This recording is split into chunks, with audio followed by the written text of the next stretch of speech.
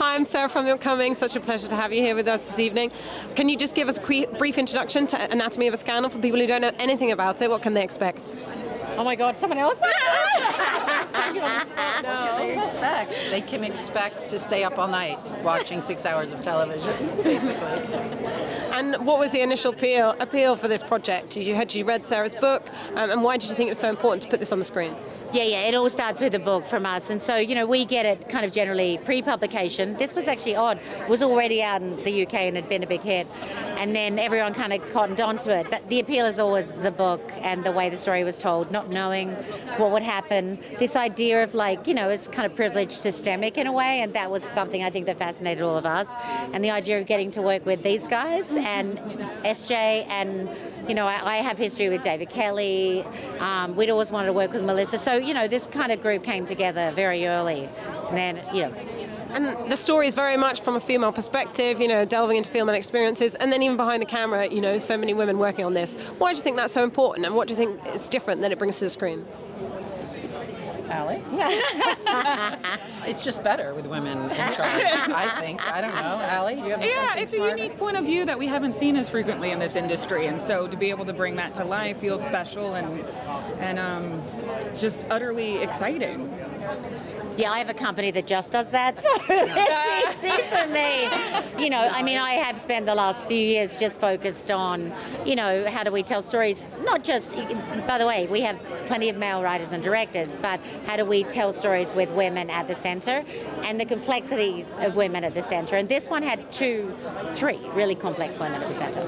And such an incredible cast, and particularly Rupert Friend and Sienna Miller right at the center of it. So what was it like having these actors bring your story to life? Oh, it's fantastic. It's like you stack the deck when you get actors like that. It was, we were lucky. I mean, we knew we had the story, we knew we had the words, but everything is then, left to the talent in front of the camera. And between SJ and them, I do have an obsession with Michelle Dockery, so that was slightly uncomfortable at times, I'm still, right? Don't you make jokes that I'm the head of the Michelle Dockery fan club? Yeah. I'd worked with Sienna years ago, actually, and Liza had also worked with her. Yeah. And I'd been a massive fan of Rupert's from Homeland, real fan. So it was kind of amazing to get to see them together. It would have been more fun if not for COVID, but it was a lot of fun. Well, it's fun gathering so many talented people, and you just named a few, but it goes deeper. With Josette Simon and Naomi Scott, and all of our amazing HODs behind the support. camera too. It was an incredible effort by everyone.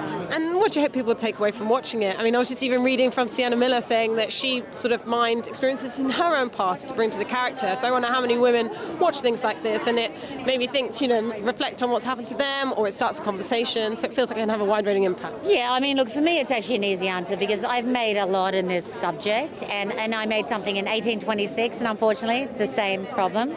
So, what that should tell you is the problem has far from gone away, and it is systemic, culturally, and so we really need to keep addressing it. We need to keep changing laws. We need to keep doubling down because it's a massive problem. So I hope it provokes a lot of conversation, which is always the best thing you can hope for, I think. And particularly in this series as well, it's about the very British slant on it, and the British power and privilege, from Oxbridge through to Westminster. So it's that kind of unique slant on it too. Yes, as the American in front of the microphone, I want to be careful not to trash the British government, but we've had our own issues and some similarities of recent. So, I think power is a corruptive force, and in this case, it sits in the government, and in this story. Yeah, and Australia is, as a colony of England, so I'm Australian. And in fact, as this show was being made, there was a scandal playing out in Australia that was very similar, in the Houses of Parliament in Australia. And so I was kind of watching it dumbfounded that this was, happening again. And so, unfortunately it's prevalent. It's not just England, it's prevalent everywhere. All right, thank you so much. Enjoy the evening. Lovely to chat to you. Thank you.